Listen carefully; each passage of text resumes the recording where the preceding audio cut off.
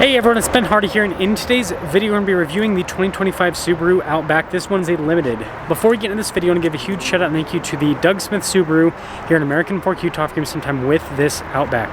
I'll include a link to their website in the description down below so you can check out what they have currently. If you have any questions or need any help, just make sure to ask for Sam. Also include a link to my car buying guide. Let's get into it.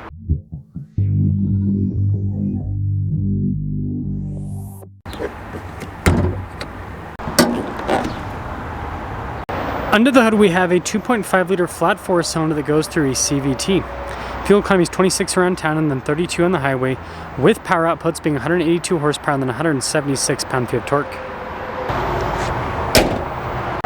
Before we move forward with this review, I do want to mention if you want to see more videos just like this, then I recommend you subscribe because I post content every single day. So starting with the hood, I really like this blue color. It's like this dark metallic blue. It's really cool looking. And then you guys can see here at the headlight and turn signal design there. Got some fog lights down below. Got the signature gray trim there with the Subaru logo front and center. And overall, the new Outback, I think it looks pretty cool. Now around the side here, our turn wheel setup is 225 by 60 by 18 in the front and over in the rear. And you can see here with the wheels, you've got the silver there with the metallic gray. I like this with the fender flare, and then you can see the rest of the trim there on the side as well.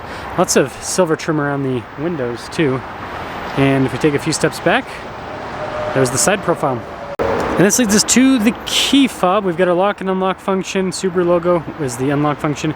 Opening for the hatch and pop it open. And then taking a look at the cargo area. This is why you get the Outback. It is massive back here. We've got a cargo cover built in from the factory. Got these little handles to throw down the seats if you need more space. But yeah, station wagon life. You get lots of storage space, so it's super practical. When you're all done, just press this and that will lower the hatch right back down. I like this taillight design. I think that's pretty cool looking. Got the Outback logo, Subaru on the other side. And then if we take a few steps back, well, there's the rest of the rear. Now popping inside, we've got this soft touch here, cool stitching that goes down and then more up above. And then you guys can see here with the trim. And then taking a look at the seats, that continues. So premium feeling. And then popping in, it's easy to get in. Legroom's good, got a little storage pocket here. Some vents in the rear, we've got heated seats, USB ports as well. And then headroom back here, it's pretty good. The sunroof situation in the front kind of dips the headliner down a little bit. Now taking a look at the front door panel, you can see again with this trim here, and then same thing across. Blind spot running with the mirrors, and the more soft touch down below. We've got all of our window controls, they're all automatic. Memory seat function. And then here's the front seat, getting perforated all down the center. Adjustments there on the side. You can see with this trim here, the more soft touch as well. And then down below you can see the opening for the hatch.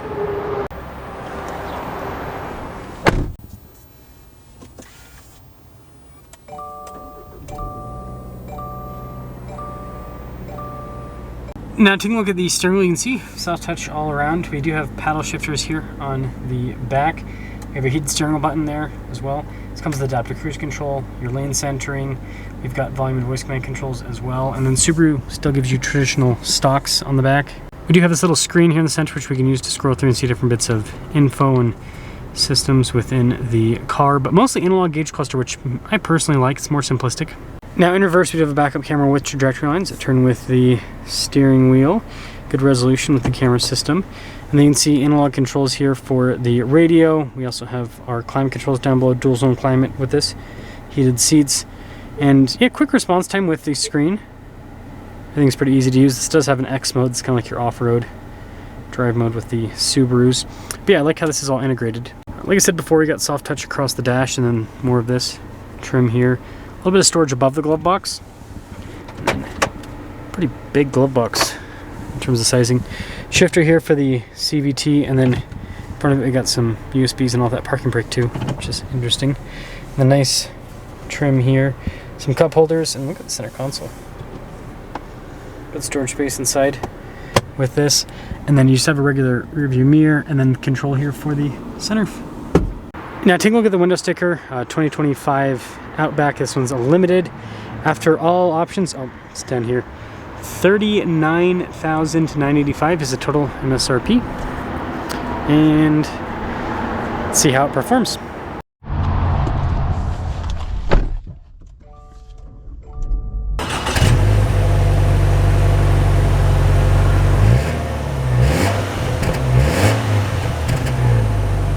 Let's talk about visibility before we set off. Here's visibility of the hood, both the mirrors, throughout the rest of the rear, and Outback away. So, as always, I'll have reviews on other packages with the Outback. So, what I have planned right now is probably, say, Wilderness and then XT. Not sure what package I'll do with the XT, but Wilderness and XT. So let me know if you want to see anything else with the Outback aside from those two that I plan on reviewing. And so let's get into this one. First off, ride quality is really good. It's one of the things that's nice about the Outback. Suspension's nice and comfortable, and just Subarus in general. They do a good job with damping for unibody vehicles. And we'll see how this engine performs, but so far, I mean, it seems like it's got decent enough pep. But that's just parking lot power. We gotta see real power, right?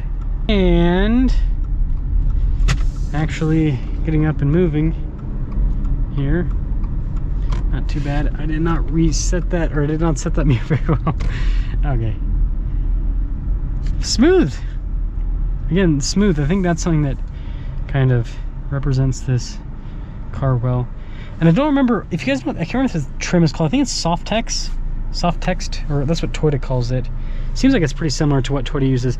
I like this trim more than real leather because it just feels more. Oh, they did cloth strips here, funny. Not on the other side though. But yeah, it just feels more durable, and it's just as kind of premium looking as well. Some leathers might be a little bit more sumptuous looking, but I think that's good enough for me. And with a car like this, I care more about durability and longevity than I do about the fanciness of the materials. So whatever this is, it's nice. Yeah, this drives well.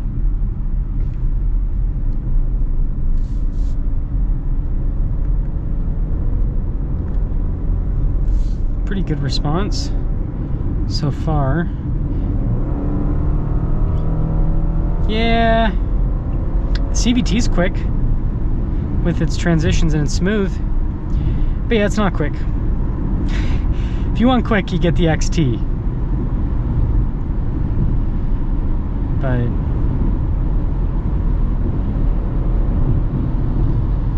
I mean, it moves.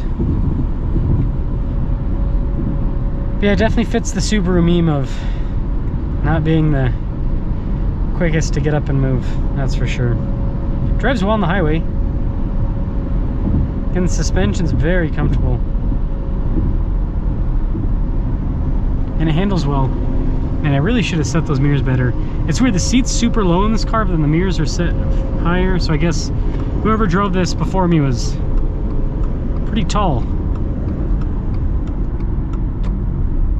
So, yeah, all in all, the Outback,